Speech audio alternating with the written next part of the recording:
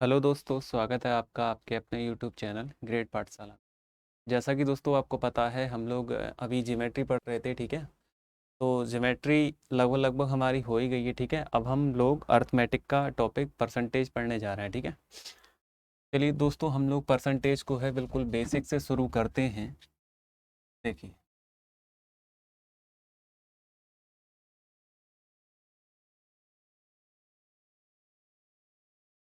Percent की दोस्तों हम लोग अगर बात करें, ठीक है, अगर हम इसको ब्रेक करें तो हम इसको दो भागों में ब्रेक कर सकते हैं। इस पर का मतलब तो हमारा एक होता है। ठीक है, और ये जो आप सेंट वर्ड देख रहे हैं लिखा हुआ, सेंट आया है हमारा सेंचुरी से। ठीक है, तो इसका मतलब 100 होता है।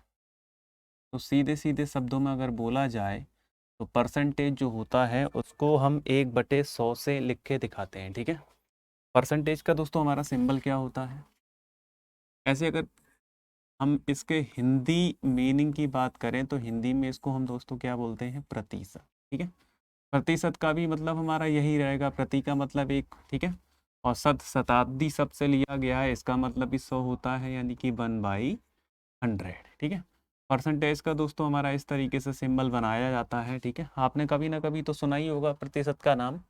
तो ये दोस्तों हमारा प्रतिशत का सिंबल होता है, और इसका मीनिंग्स क्या होता है, इसका मीनिंग्स हमारा होता है 1/100, यानी कि 1/100। ठीक है, तो परसेंट यानी प्रति 100।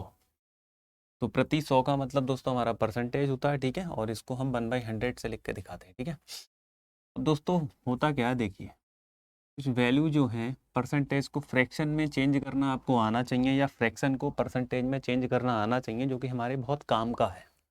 तो एक एक करके हम समझते हैं। ठीक है, सबसे पहले दोस्तों हम बात करते हैं 100% की। ठीक है, 100% का दोस्तों मतलब हमारा क्या होगा, 100 ऐसा का ऐसा ही। अभी मैंने बताया परसेंट का मतलब क्या होता है, परसेंट की जगह हम लगाते हैं 1/100। तो 100 से आप 100 को जब कैंसिल करेंगे तो 100% का मान कितना आएगा, 1। मतलब दोस्तों ये हुआ कि जो हमारा 100% होता है इसका मीनिंग्स हमारा हमेशा 1 रहता है, 100% की जगह हम 1 इस्तेमाल करते हैं। ठीक है, अब मान लीजिए दोस्तों ऐसे ही मैं 50% का मान निकालना चाहता हूँ। ठीक है, 50%, तो 50 ऐसा ही। अभी मैंने आपको बताया परसेंट का मतलब क्या होता है, 1/100। परसेंट की जगह हम 1/100 लगा देते हैं। ठीक है, तो 50 दूनी कितना होता है, 100 होता है। इसका मतलब दोस्तों ये हो गया 50% का। आप कभी भी अगर फ्रैक्शन वैल्यू यूज करेंगे इसकी, तो क्या यूज करेंगे, 1/2। ठीक है, 50 का चलिए आधा करते हैं। 50 का आधा कितना होता है, 25%। अगर दो तो आपको 25% का मान निकालना है तो 25 ऐसा ही, परसेंट का मतलब क्या होता है, 1/100। 25 चौक दोस्तों आपका 100 होता है, तो ये आपका कितना आया, 1/4। मतलब ये हुआ 25% दोस्तों जो हमारा होता है, इसकी फ्रैक्शन वैल्यू क्या होती है, 1/4। ठीक है, अब अगर आप इसका भी आधा कर रहे हैं तो 25% का आधा दोस्तों कितना हो जाएगा, 12.5। 12.5 को क्या हम लिख सकते हैं, 12 सही 1/2%। ठीक है, 12.5% को दोस्तों हम क्या लिख सकते हैं, 12 सही 1/2%। अब दोस्तों अगर आप इसको हल करें तो 12 दूनी 24 और 1 25/2 हो जाएगा ये। ठीक है, 25/2। क्या दोस्तों,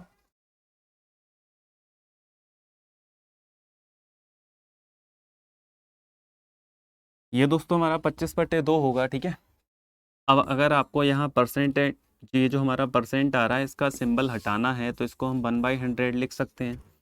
अब अगर आप इसको हल करेंगे तो 25 चौक हमारा 100 होता है। ठीक है, तो 4 दूनी कितना हो जाएगा, 8। मतलब दोस्तों ये हुआ कि जो हमारा 12.5% होता है, ठीक है, 12.5% जो होता है दोस्तों हमारा, इसकी फ्रैक्शन वैल्यू कितनी होती है, 1/8। ठीक है, अब अगर मुझको इसका भी आधा करना है, 12.5 का आधा, तो वो कितना होगा, है सही 1/4%। ठीक है, आप आधा करोगे, 12 का आधा कितना होगा, 6, और आधे का आधा करोगे कितना आएगा, 1/4%। ठीक है, इसकी फ्रैक्शन वैल्यू अगर हम निकालना चाहें क्या आएगी, तो देखिए सॉल्व करके देखते हैं। 4 से 24 और 1 25, इसका मतलब हमारा कितना हो गया, 25/4।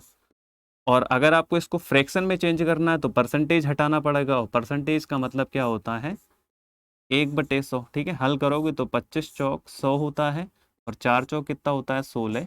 तो इसका मतलब इसका मान हो गया दोस्तों हमारा 1/16। ठीक है, तो 6 सही 1/4% जो होता है इसकी फ्रैक्शन वैल्यू हमारी कितनी होती है 1/60। ठीक है, वैसे तो दोस्तों आपको ये याद होना चाहिए क्योंकि इनसे हमारी कैलकुलेशन बड़ा आसान हो जाती है। ठीक है, याद नहीं है तो कोई दिक्कत नहीं है, वैसे मेरा सुझाव ये है आपको ये याद होनी चाहिए। ठीक है, 100% 1 के बराबर, 50% 1/2 के बराबर, 25% 1/4 के बराबर, 12.5% 1/8 के बराबर, और 6 से ही 1/4% जो होता है 1/16 के बराबर। ठीक है, इसी तरीके से हम और भी कैलकुलेट कर सकते हैं। ठीक है, जैसे ये 12.5% है। ठीक है, अब मान लीजिए दोस्तों मैं इसका 3 गुना करता हूँ। ठीक है, तो 12 3 कितना हो जाएगा 36 हो जाएगा। ठीक है, और यहाँ 3 गुना करोगे तो 1 का 3 गुना कितना हो जाएगा 3/2। 3/2 को आप लिख सकते हैं 1 + 1/2। तो 3 गुना करने का मतलब है ये आपका आ जाएगा 37 सही 1/2%। तो जब दोस्तों आपने इसमें 3 से गुणा कर दी तो इसका मतलब आपको यहाँ भी 3 से गुणा करनी पड़ेगी। जब आप यहाँ 3 से गुणा करेंगे तो ये कितना आ जाएगा 3/8। तो इस तरीके से दोस्तों बहुत सारी फ्रैक्शन वैल्यू निकाली जा सकती हैं। जैसे कि ये है 37.5%, इसको हम क्या लिख सकते हैं फ्रैक्शन के रूप में 3/8। ठीक है, अगर दोस्तों मैं इसका 5 गुना करता हूँ, ठीक है, अगर मैं इसका 5 गुना करता हूँ इसका, तो 12 पंजे कितना होगा 60 होगा। ठीक है, प्लस इसका भी 5 करोगे तो 5/2। ठीक है, परसेंट तो है ही लिखा हुआ, तो 5/2 को आप दोस्तों क्या लिख सकते हैं 2.5 लिख सकते हैं, यानी 2 + 1/2%। तो ओवरऑल ये क्या हो गया 60 और 2 62, 62 में 1/2 जोड़ोगे 62.5। ठीक है, यानी कि 62 सही 1/2%। तो इसकी अगर दोस्तों आपको वैल्यू निकालनी है तो ये कब आया है जब हमने 12.5 का 5 गुना करा। तो जब आप इधर 5 गुना करेंगे तो ये कितना आ जाएगा 5/8। ऐसे दोस्तों आप बहुत सारी वैल्यू निकाल सकते हैं। ठीक है, अगर आपको परसेंटेज में दिया गया हो फ्रैक्शन में निकालना है तो आप इस तरीके से दोस्तों निकाल सकते हैं। ठीक है, कुछ और भी वैल्यू हमारी बन सकती है दोस्तों, जैसे कि 11 सही 1/9%। ठीक है, 11 सही 1/9% अगर आपको इसको फ्रैक्शन में चाहिए। ठीक है, तो अगर आप इसको हल करना चाहें तो 11 नेम 99 और 1 कितना हो जाएगा 100/9 हो जाएगा। ठीक है, और परसेंटेज अगर आपको हटाना है तो 1/100 लिखना पड़ेगा। 100 से 100 कैंसिल हो गया तो ये कितना आया 1/9। ठीक है, ये कितना आया 1/9। और अगर आप दोस्तों इसको हल भी करेंगे ना 1/9 को अगर आप परसेंटेज में सॉल्व करेंगे तो इसका मान 11.11% भी आएगा। ठीक है, तो कभी कभी हमारा कहीं 1/9 आएगा तो उसकी जगह हम 11.11% यूज कर सकते हैं। ठीक है, फिर इसका 2 गुना भी किया जा सकता है, कहीं पर 2/9 आ जाए 2/9 तो आप इसमें 2 से मल्टीप्लाई कर देंगे 22.22% आ जाएगा। ऐसे अगर आप 3 से गुणा कर दें तो 3/9 आ जाएगा। ठीक है, तो 3/9 किसके बराबर हो जाएगा 33.33% के बराबर।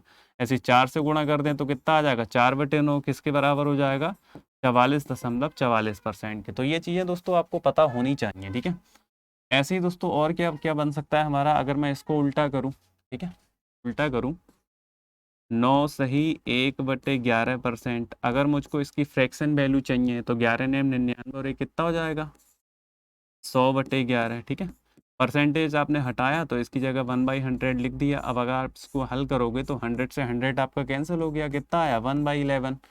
मतलब ये हो गया दोस्तों 9 सही 1/11% जो होता है इसकी फ्रैक्शन वैल्यू क्या होती है 1/11, और 11 सही 1/9% की फ्रैक्शन वैल्यू क्या होती है 1/9। ठीक है, ऐसी दोस्तों आप बहुत सारी वैल्यू निकाल सकते हैं। ठीक है, पता दोस्तों आपको ये होनी चाहिए। अगर आप अच्छे से जल्दी कैलकुलेट कर सकते हैं तो याद रखने की ज़रूरत नहीं है, वरना मेरी राय ये है ये आपको पता होनी चाहिए। ठीक है, अब दोस्तों चलिए हम कुछ और थोड़ा पढ़ते हैं। अब देखिए आखिर ये जो फ्रैक्शन वैल्यू हैं इनको याद क्यों करें। ठीक है, बात ये आती है ये जो फ्रैक्शन वैल्यू हम पढ़ रहे हैं इनको याद क्यों रखें। ठीक है, आखिर इनकी आवश्यकता क्या है। तो इसको दोस्तों चलिए हम ऐसे समझते हैं, ये बहुत काम का है हमारे। जैसे दोस्तों मैंने क्या करा 20% लिखा। ठीक है, मैंने क्या करा 20% लिखा ऐसे ही, तो 20% को अगर हम फ्रैक्शन में देखें तो हमारा क्या आएगा 20, और परसेंटेज का मतलब क्या होता है, परसेंटेज का मतलब होता है 1/100। जब आपने इसको हल करा तो ये कितना आया 1/5। ठीक है दोस्तों, मतलब मेरे कहने का ये हो गया कि 20% का मतलब हमारा होता है 1/5। ठीक है, तो ये जो आप नीचे वाली संख्या देख रहे हैं, मैं इसको थोड़ा सा और बड़ा करके लिख देता हूँ इस तरीके से, 1/5। ठीक है,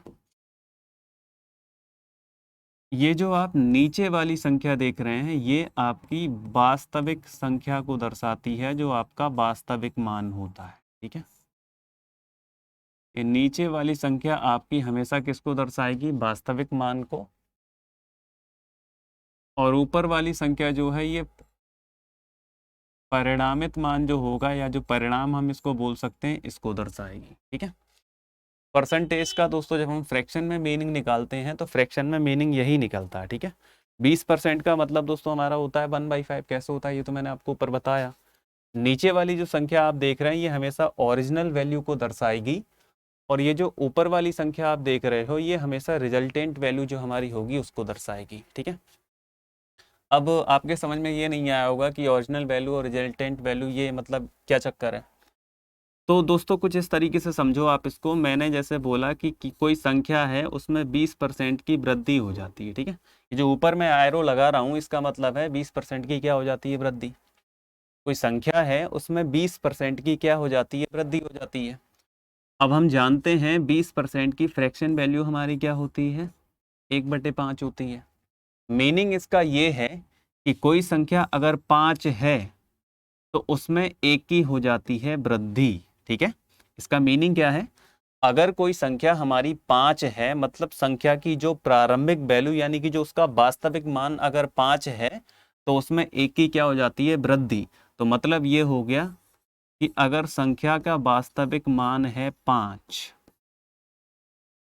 अगर संख्या का वास्तविक मान है 5, तो उसमें 20% की वृद्धि होने का मतलब ये है कि अब उसका जो नया मान आएगा, संख्या का जो नया मान आएगा उसमें एक की वृद्धि हो जाएगी, वो कितना हो जाएगा, 6। ठीक है, इस बात का दोनों दोस्तों मीनिंग्स ये है। ठीक है, अगर किसी संख्या में कितने ही प्रतिशत की वृद्धि होती है तो हमेशा आप क्या करेंगे, परसेंटेज को फ्रैक्शन वैल्यू में लिखेंगे।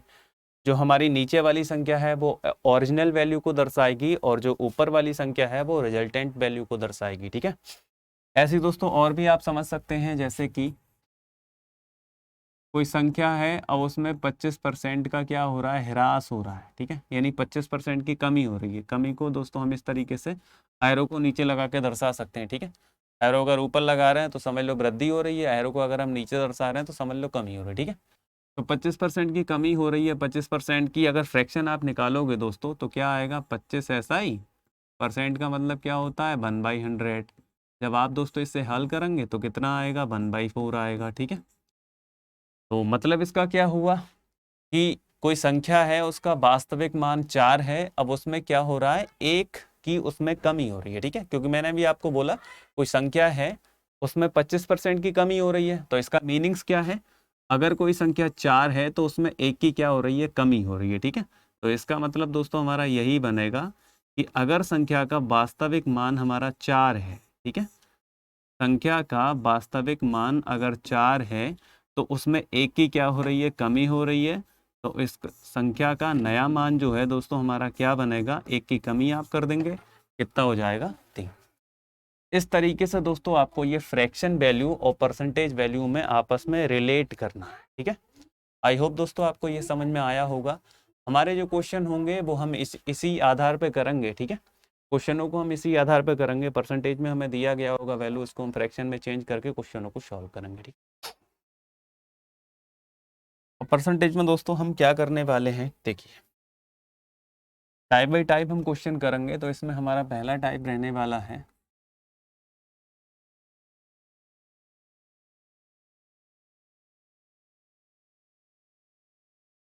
पहला टाइप दोस्तों हमारा यहाँ रहने वाला है, देखिए एक फॉर्मूला होता है, और मैं इधर लिखता हूँ थोड़ा सा,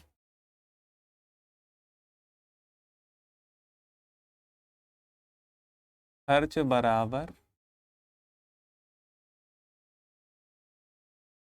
कीमत गुणा उपभोग। ठीक है, फॉर्मूला दोस्तों हमारा होता है खर्च बराबर कीमत गुणा उपभोग। पहले टाइप में क्वेश्चन हम सारे इसी पे लेंगे। ठीक है, इसी पर ही हम क्वेश्चन करने वाले हैं। अगर हम इस अंग्रेजी में इसकी बात करें तो खर्च का मतलब होता है एक्सपेंडिचर। ठीक है, एक्सपेंडिचर होता है, इसको मैंने EXP से लिख दिया शॉर्टकट में, हम इसको कैपिटल ई से ही दर्शाएंगे। कीमत मतलब प्राइस और उपभोग मतलब कंजप्शन। ठीक है, तो एक्सपेंडिचर जो हमारा होता है प्राइस इनटू कंजप्शन के बराबर होता है। ठीक है, इस पर ही दोस्तों हम बात करने वाले हैं। ठीक है, तो पहले तो हम इसको जरा अच्छे करके समझ लेते हैं आखिर क्या मीनिंग्स है। ठीक है, किस तरीके से हम क्वेश्चन करने वाले हैं और ध्यान से आपको समझना है। ठीक है, देखिए मैं क्या कर रहा हूँ, एक तरफ तो मैं लिख रहा हूँ P और एक तरफ मैं लिख रहा हूँ C। जब आप P की C से गुणा करेंगे तो आपको क्या मिलेगा, E यानी कि एक्सपेंडिचर। देखिए एक्सपेंडिचर हमें कब मिलता है, जब प्राइस की गुणा किससे करते हैं, उपभोग से करते हैं। ठीक है, तो हमें दोस्तों खर्च मिलता है। जैसे कोई वस्तु है, कितनी आप यूज कर रहे हैं, ठीक है, जितनी आप यूज कर रहे हैं उसकी आप उसकी कीमत से क्या कर दें, गुणा कर दें, तो आपको टोटल खर्च मिल जाएगा कि उस वस्तु पर आपने टोटल कितना रुपया खर्च करा है। ठीक है, यही हमारा फॉर्मूला बना है। जब प्राइस की गुणा हम कंजप्शन से करते हैं तो हमारा क्या आता है, एक्सपेंडिचर आता है। ठीक है, अब दोस्तों आपको ध्यान से समझना है। जैसे मेरे पास मान लीजिए 200 रुपीज़ हैं। ठीक है, मान लीजिए दोस्तों मेरे पास क्या है, 200 रुपये हैं। ठीक है, अब मुझे बाज़ार जाना है तो मैंने 200 रुपये लिए और मैं बाज़ार गया। ठीक है, बाज़ार जाने के बाद में मान लीजिए कोई वस्तु है, ठीक है, दाल ही का उदाहरण ले लेते हैं, दाल है। अब दाल की जो कीमत है वो है 25 रुपये प्रति किलोग्राम। ठीक है, दाल की कीमत है 25 रुपये प्रति किलोग्राम और मुझे क्या करना है, 200 रुपये खर्च करने हैं। तो मैं क्या करूँगा, कितनी दाल खरीदूंगा। ठीक है, तो 25 की गुणा मैं कितने से कर दूँ, 8 से कर दूँ, 200 आ जाएगा। तो इसका मतलब दोस्तों ये हो गया कि 25 रुपये के हिसाब से मैं 8 किलोग्राम दाल खरीदूंगा और मेरे जो 200 रुपये हैं वो खर्च हो जाएंगे। ठीक है, अगर दोस्तों मेरे पास 200 रुपये हैं, ठीक है, और दाल का जो मूल्य है, ठीक है, मैं दाल की यहाँ बात कर रहा हूँ, ठीक है, आप किसी की बात कर सकते हैं, बतौर उदाहरण मैं एक दे रहा हूँ। मुझे दाल खरीदनी है, ठीक है, मेरे पास 200 रुपये हैं, 200 रुपये खर्च करने हैं। मैंने दुकानदार से पूछा कि दाल का रेट क्या है, वो बोला 25 रुपये प्रति किलोग्राम है। तो मैंने बोला कि 8 किलोग्राम दाल दे दो, 25 की गुणा 8 से करेंगे कितना आ जाएगा, 200 आ जाएगा। ठीक है, अब दोस्तों क्या हुआ, मैं अगले दिन फिर बाजार गया। ठीक है, अगले दिन फिर बाजार गया, मैंने देखा कि दाल के मूल्य में जो है अब गिरावट आ गई। ठीक है, गिरावट कितने की आ गई, अब दाल जो है 20 रुपये प्रति किलोग्राम हो गई। ठीक है, पहले दाल 25 रुपये प्रति किलोग्राम थी। ठीक है, तो मैं 8 किलोग्राम दाल लेके आया 200 रुपये की। अगले दिन मैं फिर बाजार गया, मेरे पास फिर दोबारा से रुपए कितने थे, 200 रुपये थे। मुझे फिर दाल खरीदनी थी। ठीक है, मैंने दुकानदार से बोला कि दाल का रेट क्या है, वो बोला 20 रुपये प्रति किलोग्राम है। ठीक है, अब मैं 20 रुपये प्रति किलोग्राम में कितनी दाल खरीदूंगा, 10 किलोग्राम दाल खरीद सकता हूँ, क्योंकि प्राइस की जब हम कंजप्शन से गुणा करते हैं तो हमारा एक्सपेंडिचर यानी कि खर्चा आता है 20 रुपये प्रति किलोग्राम की। अगर मैं 10 किलोग्राम से गुणा करूंगा तो 20 धाम कितना आ जाएगा, 200 आ जाएगा। ठीक है, तो यहाँ देखो दोस्तों, दोनों कंडीशनों में हमारा जो एक्सपेंडिचर है वो सेम है। ठीक है, पहली बार में भी हमारा खर्चा 200 रुपये था, दूसरी बार में भी हमारा खर्चा कितना था, 200 रुपये था। ठीक है, अब यहाँ से हम कुछ निकालना चाह रहे हैं। ठीक है, कुछ कैलकुलेट करना चाह रहे हैं। ध्यान से दोस्तों आपको देखना है।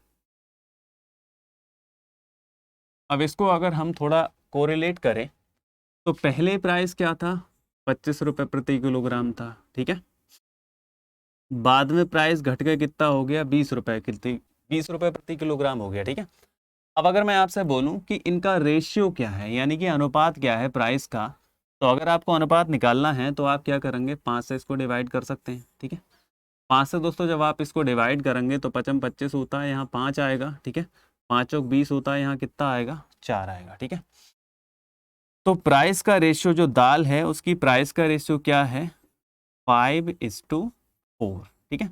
रेशियो का मतलब ये बिल्कुल नहीं है कि पहले दाल जो है, दाल का मूल्य 5 रुपए प्रति किलोग्राम था, उसके बाद में 4 रुपए प्रति किलोग्राम हो गया, ऐसा बिल्कुल नहीं है।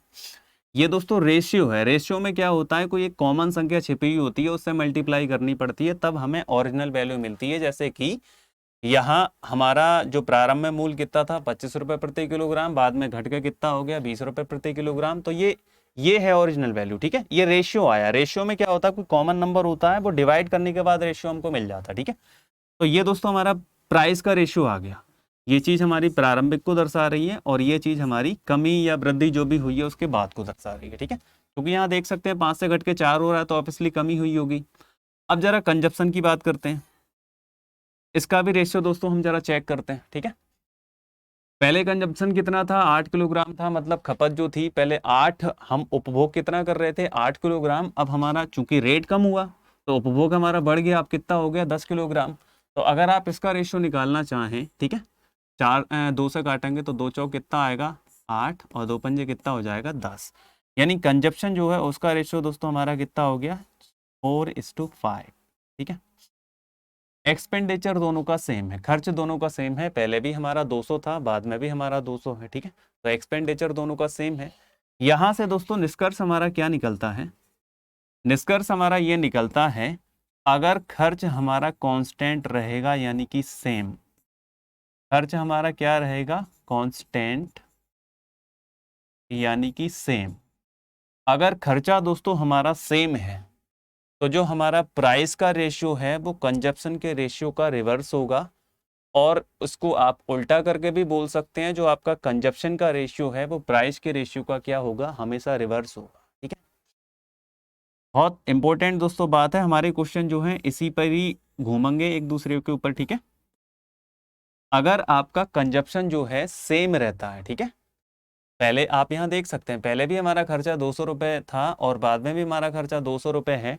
अगर ऐसी कंडीशन क्वेश्चन में कहीं बनती है, खर्चा अगर हमारा सेम रह रहा है, तो जो प्राइस का रेशियो होगा, ठीक है, जो भी होगा, कंजप्शन का रेशियो हमेशा उसका रिवर्स होएगा। देखो यहाँ जब हमने सॉल्व करा, प्राइस का रेशियो 5:4 था, तो कंजप्शन का रेशियो क्या आया, 4:5 आया।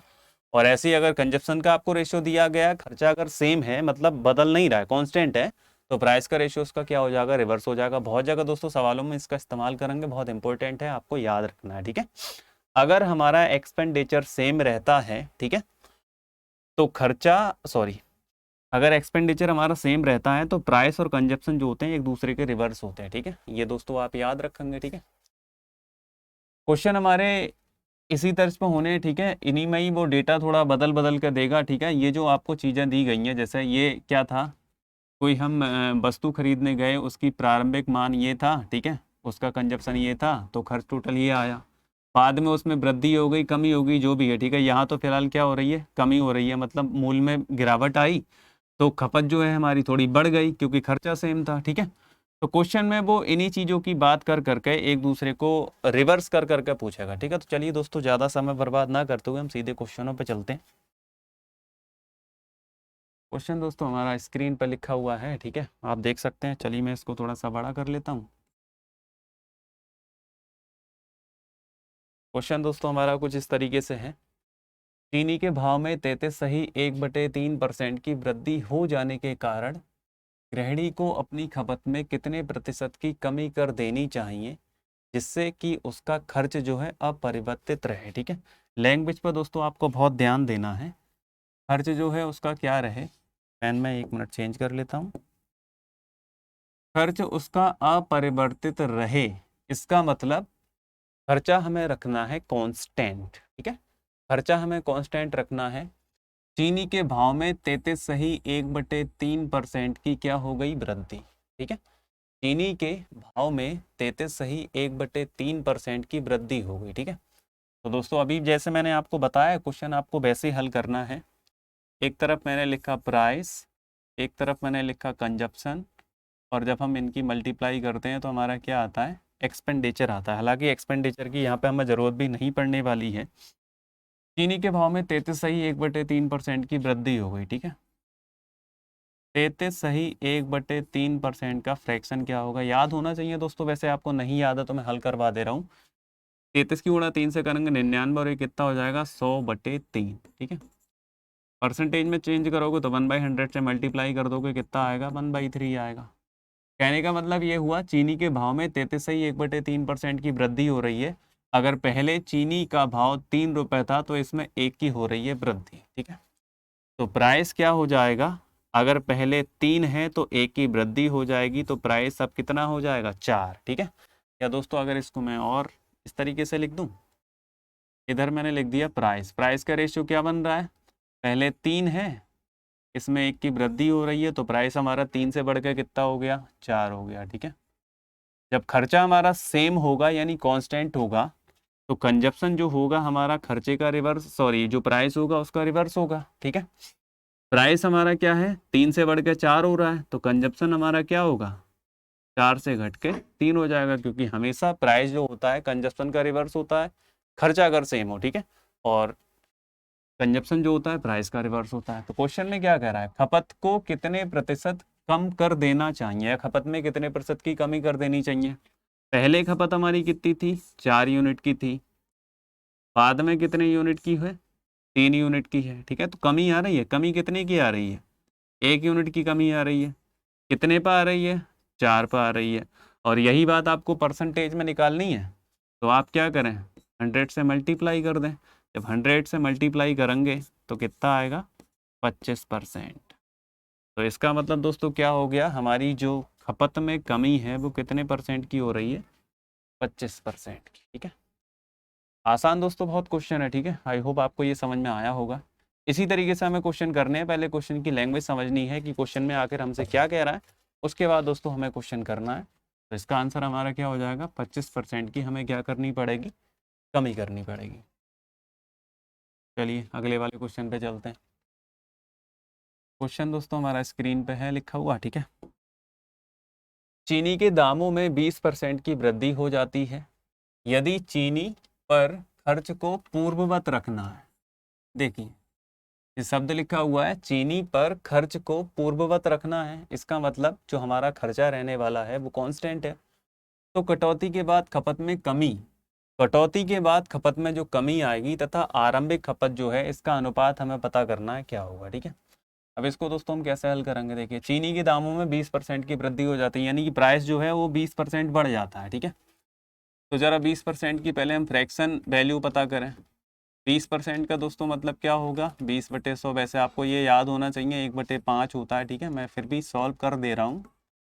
20% का मतलब हो गया 1/5, मतलब अगर पहले प्राइस आपका 5 है तो उसमें 1 की क्या हो रही है वृद्धि हो रही है, तो प्राइस का जो हमारा रेशियो बनेगा वो क्या बनेगा, पहले अगर 5 है तो इसमें 1 की वृद्धि हो रही है, तो प्राइस का रेशियो हमारा हो गया 5:6, ठीक है। खर्च को चूंकि पूर्ववत रखना है तो हमारा एक्सपेंडिचर जो है वो कांस्टेंट है, तो इसका मतलब कंजप्शन जो है हमारा, कंजप्शन जो है प्राइस का क्या हो जाएगा रिवर्स हो जाएगा, तो कंजप्शन हमारा क्या हो जाएगा 6:5, ठीक है। कंजप्शन हमारा क्या हो गया 6:5। अब क्वेश्चन में क्या कर रहा है, कटौती के बाद खपत में कमी तथा आरंभिक खपत का अनुपात ज्ञात कीजिए। आरंभिक खपत तो हमारी 6 है, ठीक है। कटौती के बाद कमी, कमी कितने की आ रही है, पहले आपकी खपत 6 हो रही थी, ठीक है। जैसे ही चीनी के दामों में आपने वृद्धि करी, अब आपको खपत कितनी करनी पड़ रही है 5 करनी पड़ रही है, इसका मतलब कमी कितने की आ रही है 1 की कमी आ रही है। तो कमी हमारी 1 हुई और प्रारंभिक कितनी है 6 है, तो रेशियो हमारा कितना बनेगा 1:6, ठीक है। 1:6 3 में आ रहा है, तो इसका मतलब ऑप्शन नंबर 3 दोस्तों हमारा बिल्कुल ठीक होगा, ठीक है। आई होप आपको ये समझ में आया होगा। चलिए अगले वाले क्वेश्चन की तरफ चलते हैं हम लोग।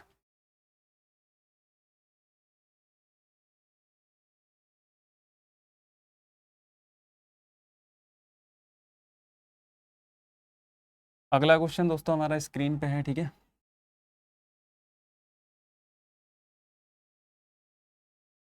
गेहूं की कीमत में 35% की कमी आ जाती है, ज्ञात करें उतने ही रुपए में गेहूं की कितनी अतिरिक्त मात्रा खरीदी जा सकती है जो पहले 104 किलोग्राम गेहूं खरीदने के लिए पर्याप्त था, ठीक है।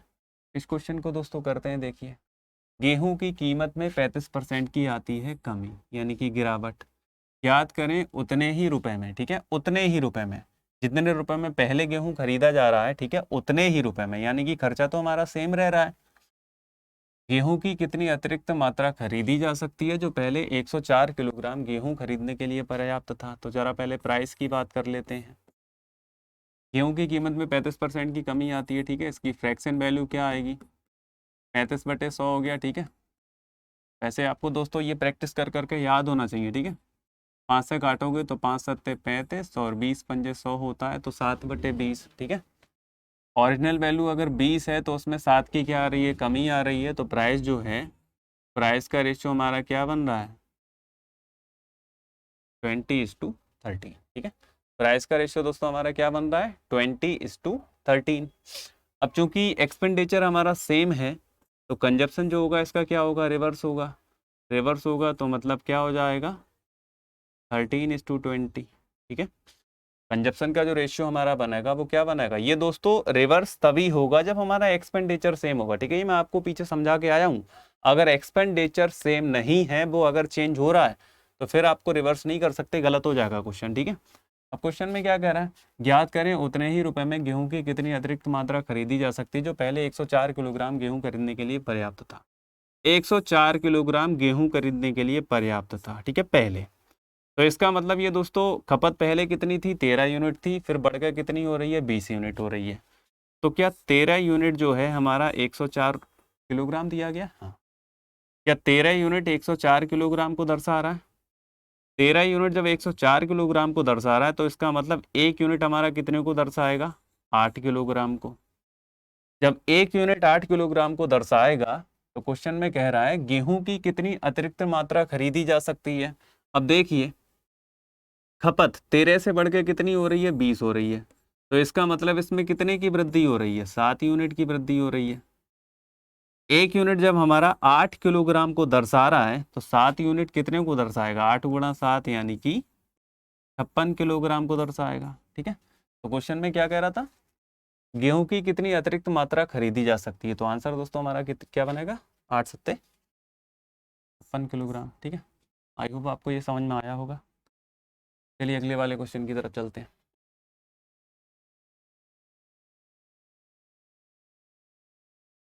तेल के मूल्य में 20% की वृद्धि हो जाती है तथा इसकी खपत में 18.1/3% की कमी हो जाती है। खर्च में कितने प्रतिशत की वृद्धि या कमी होगी, ये हमें बताना है, ठीक है। चलिए दोस्तों, सेम क्वेश्चन, सब एक ही टाइप के दोस्तों मैं क्वेश्चन ले रहा हूँ, ठीक है। आपको एक जैसे लगेंगे, लेकिन सारे ये एक ही टाइप के हैं। हम टाइप बाई टाइप क्वेश्चन करने वाले हैं।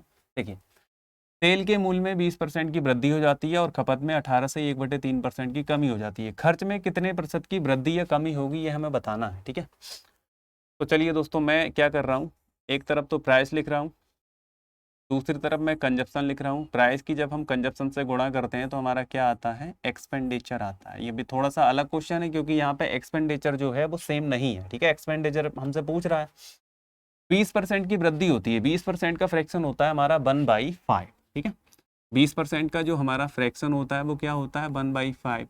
अब इसमें वृद्धि हो रही है तो ऊपर हमने प्लस का साइन लगा दिया, ठीक है। 20% की वृद्धि हो रही है, तो इसका मतलब क्या है, अगर प्राइस पहले 5 यूनिट है तो इसमें 1 यूनिट की वृद्धि हो रही है, तो प्राइस जो है हमारा 5 से बढ़कर कितना हो रहा है, 6। खपत में इसकी 18 से ही 1/3% की कमी हो रही है। अब ये 18 से ही 1/3% को अगर आप फ्रैक्शन में चेंज करेंगे तो 18 3 54 1 55/3 हो जाएगा। और परसेंटेज को फ्रैक्शन में चेंज करना तो 1/100 लिख दिया। 5 से आप काटोगे, 5 दूनी 10 यानी कि 20, और यहाँ 11, तो ये आपका कितना आएगा, 11/60। अगर प्रारंभ में जो खपत है वो 60 यूनिट की है, खपत नहीं है दोस्तों, क्या दिया गया, हाँ सॉरी, खपत ही दी गई है, ठीक है। प्रारंभ में अगर हमारी खपत जो है वो 60 यूनिट है, ठीक है, तो इसमें 11 की हमारे क्या हो रहा है, कमी आ रही है। देखो क्वेश्चन में कह रहा है ना, खपत जो है इसमें 18 से ही 1/3% की कमी आ रही है। तो प्रारंभ में अगर 60 यूनिट है तो 11 की इसमें कमी आ गई, तो कितना बचा, 60 में से 11 आप निकाल देंगे, 49, ठीक है। और जब आप इनकी मल्टीप्लाई करेंगे दोस्तों, तो ये किसको दर्शाएगा, एक्सपेंडिचर को दर्शाएगा, ठीक है। 6 पंजे 30 होता है, यानी कि ये दोस्तों हमारा कितना हो गया, 300, ठीक है। रुपए जो भी आएगा, ठीक है। और जब आप इसकी गुणा करेंगे 6 में कितना होता है 54, 6 चौक 24 और 5 कितना हो जाएगा 29, ठीक है। तो पहले खर्चा दोस्तों हमारा कितना है 300 रुपये, ठीक है। बाद में खर्चा रुपए यूनिट जो भी मानना चाहो मान सकते हो, बाद में कितना आ रहा है 294। इसका मतलब दोस्तों इसमें क्या आ रही है, कमी आ रही है। कमी कितने की आ रही है 6 की। परसेंटेज में निकालना तो 6 की कमी कितने पे आ रही है 300 पे ही तो आ रही है, ठीक है। और परसेंटेज में अगर निकालना है, देखो दोस्तों परसेंटेज का मतलब क्या होता है 1/100। अगर आपको परसेंटेज में चेंज करना है तो 100 से गुणा कर देते हैं हम, ठीक है। अगर आपको कोई डेटा फ्रैक्शन से परसेंटेज में लेके आना, ठीक है। और मैं आपको थोड़ा सा ये अच्छे करके समझा दे रहा हूँ। जैसे दोस्तों 20% है, ठीक है। तो 20% का मतलब क्या होता है 20/100, ठीक है। अब 20/100 को मतलब होता है 1/5, ठीक है। अब इस बात का दोस्तों मतलब हम ऐसे भी निकाल सकते हैं, 5 की अगर इधर गुणा कर दें तो इसका मतलब ऐसे भी निकाल सकते हैं 5 का जो 20% है वो कितना होगा 1 होगा, ठीक है। अब दोस्तों अगर आपको परसेंटेज में डेटा लेके आना है तो 100 से मल्टीप्लाई करेंगे, और अगर आपको परसेंटेज का साइन हटाना है तो 1/100 से क्या करेंगे गुणा करेंगे। क्योंकि मैं आपको जब ये लेक्चर की मैंने शुरुआत करी तभी बताया था परसेंटेज का मीनिंग्स होता है 1/100। अगर आपको डेटा परसेंटेज में लेके आना है, ठीक है, तो आप 100 से गुणा करेंगे। अभी मैंने आपको क्या बताया था, शुरुआत जब मैंने कराई थी तो मैंने बताया था परसेंटेज का मीनिंग होता है 1/100। अगर डेटा आपको परसेंटेज में लेके आना है तो 100 से आप इसमें गुणा करेंगे, और परसेंटेज का साइन हटाना है तो उसकी जगह 1/100 लिखेंगे। तो अब हमें डेटा परसेंटेज में लेके आना है, वो पूछ रहा है कितने प्रतिशत की कमी या वृद्धि होगी। तो परसेंटेज में लाने के लिए आप क्या करेंगे 100 से मल्टीप्लाई करेंगे, सॉल्व करेंगे, 2 जीरो से 2 जीरो काट दिए, ठीक है। 3 दूनी 6 यानी कि 2%। और दोस्तों क्या हो रही है कमी हो रही है, तो ये हमारा नीचे आएगा 2% कमी। ये दोस्तों थोड़ा गलत लिख गया है, ठीक है। यहाँ आपका क्या आएगा 2% की कमी, ठीक है। मैं इसको सही कर देता हूँ।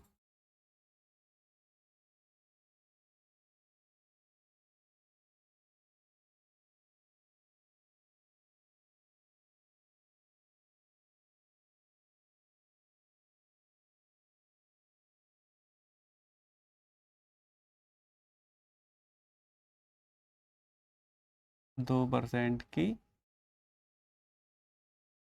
कमी। तो ये दोस्तों ऑप्शन जो है हमारा बिल्कुल सही हो जाएगा, ठीक है। आई होप दोस्तों आपको ये समझ में आया होगा, ठीक है। ये एक ही जैसे क्वेश्चन है, ठीक है, बहुत सारे पेपर में पूछे जाते हैं, आने चाहिए आपको। अगले वाले क्वेश्चन की तरफ चलते हैं। देखिए दोस्तों इस क्वेश्चन की बात करते हैं हम लोग। चीनी के मूल्य में 6.66% की वृद्धि हो जाती है और चीनी के उपभोग में 4.1/6% की वृद्धि हो जाती है। मूल्य में भी वृद्धि हो रही है, उपभोग में भी वृद्धि हो रही है। तो कह रहा है खर्च में होने वाले प्रतिशत परिवर्तन को ज्ञात कीजिए। अब पिछले वाले क्वेश्चन की तरह है ये, ठीक है। कैसे करेंगे दोस्तों, देखिए एक तरफ हमने क्या करा प्राइस लिखा, एक तरफ हमने क्या करा प्राइस लिखा, ठीक है। जब हम इसकी गुणा कंजप्शन से करते हैं तो हमारा क्या आता है एक्सपेंडिचर आता है, ठीक है। चीनी के मूल्य में 6.66% की वृद्धि होती है, ठीक है। अब इसको हमें पहले क्या करना पड़ेगा फ्रैक्शन में चेंज करना पड़ेगा, ठीक है। तो 6.66% का मतलब दोस्तों कितना होगा, ठीक है। देखिए 33% का मतलब होता है दोस्तों 1/3। तो 66% का मतलब क्या 2/3 होगा, और 6 इसमें पहले से ही आ रहा है, तो क्या मैं इसको लिख सकता हूँ 6 सही 2/3, ठीक है। इस बात को मैं ऐसे लिख सकता हूँ 6 सही 2/3, ठीक है परसेंट। 6.66 को मैं 6 सही 2/3% लिख सकता हूँ, ठीक है। अब अगर इसको फ्रैक्शन में चेंज करना है तो 3 चौक 18 दो कितना हो गया 20%, ठीक है। 20/3% होगा, 6 3 18 और 2 20/3%। अब अगर आप इसको फ्रैक्शन में चेंज करेंगे, ठीक है, ये 20/3 है तो आप ऊपर 5 से गुणा कर देंगे, 20 पंजे 100 हो जाएगा, ठीक है। चलो मैं यहाँ नीचे सॉल्व करके दिखा दे रहा हूँ, पूरा ही सॉल्व करके दिखा रहा हूँ।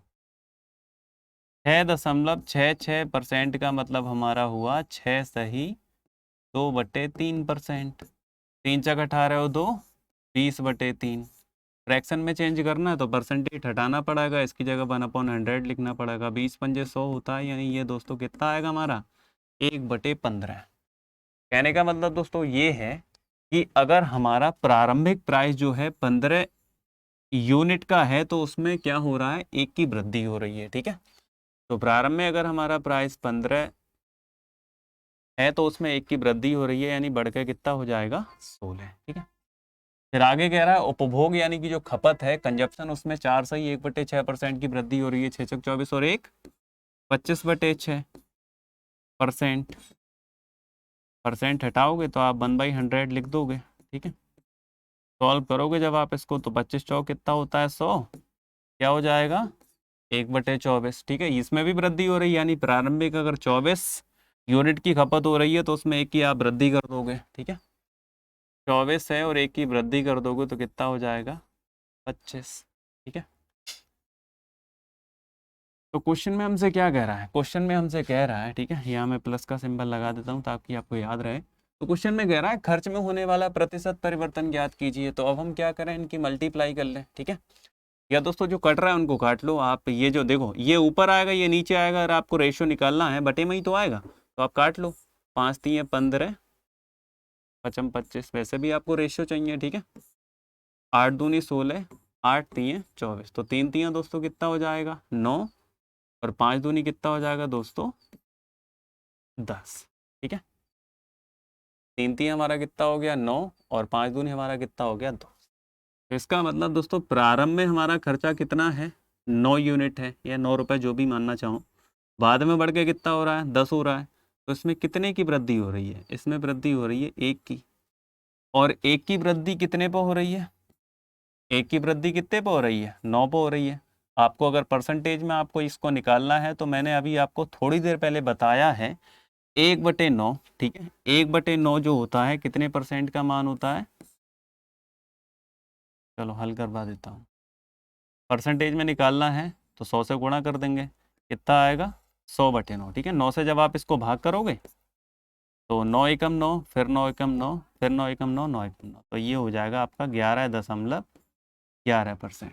ठीक है, और ये दोस्तों वृद्धि होगी कमी होगी, तो वृद्धि होगी। क्यों वृद्धि होगी, प्रारंभ में खर्चा हमारा 9 रुपये जो भी यूनिट आप मानना चाहो। ठीक है, बाद में बढ़ के कितना हो रहा है 10 का हो रहा है, तो वृद्धि हो रही है। वृद्धि हो रही है तो यहाँ पे हमारा क्या आएगा इंक्रीज। ठीक है, तो आंसर दोस्तों हमारा क्या हो जाएगा 11.11%। ठीक है, आई होप दोस्तों आपको ये समझ में आया होगा। ठीक है, चलो एक क्वेश्चन दोस्तों हम लोग और कर लेते हैं। देखिए ये है क्वेश्चन। क्वेश्चन में बोल रहा है चावल के मूल्य में 24% की वृद्धि हो जाती है और कोई महिला अपने खर्च में केवल 15% की वृद्धि चाहती है। ठीक है, अब खर्च की बात कर रहा है। ठीक है, खपत की उसने कहीं बात नहीं करी है, तो कह रहा है उसे खपत में कितने प्रतिशत की कमी करनी चाहिए। अब इसे दोस्तों हम कैसे करेंगे, सेम तरीका रहेगा। ठीक है, जो मैंने आपको फॉर्मूला बताया बस हम उसी से ही चलेंगे। ठीक है, और कुछ हमें नया ट्राई नहीं करना है। चावल के मूल्य में 24% की वृद्धि हो जाती है, एक तरफ प्राइस, ठीक है, एक तरफ कंजप्शन। जब हम इनकी गुणा करते हैं तो हमारा क्या आता है एक्सपेंडिचर आता है। ठीक है, प्राइस में 24% की वृद्धि हो जाती है। 24% का अगर आपको फ्रैक्शन निकालना है तो 24/100 आएगा। ठीक है, क्या आएगा 24/100, और जब आप इसको हल करेंगे तो 4 छंग 24 और 25 चौक 100 कितना आएगा 6/25। मतलब अगर प्रारंभ में 25 है तो उसमें 6 की क्या होती है वृद्धि होती है। तो प्रारंभ में अगर उसका प्राइस 25 है तो इसमें 6 की वृद्धि हो जाती है, बढ़ के कितना हो जाएगा 31। ठीक है, कंजप्शन हमें निकालना है तो पहले वाले में हमने लिख दिया C1 और दूसरे वाले में हमने कितना लिख दिया C2। ठीक है, जब हम इनकी मल्टीप्लाई करेंगे तो हमारा एक्सपेंडिचर आएगा, और क्वेश्चन में बोल रहा है एक्सपेंडिचर जो है वो 15% की वृद्धि हो जाती है। और 15% दोस्तों अगर आप इसका फ्रैक्शन निकालना है डायरेक्ट निकालेंगे। ठीक है, 15/100, 15/100 का मतलब क्या होएगा 3/20। ठीक है, 15/100 का मतलब क्या होगा 3/20।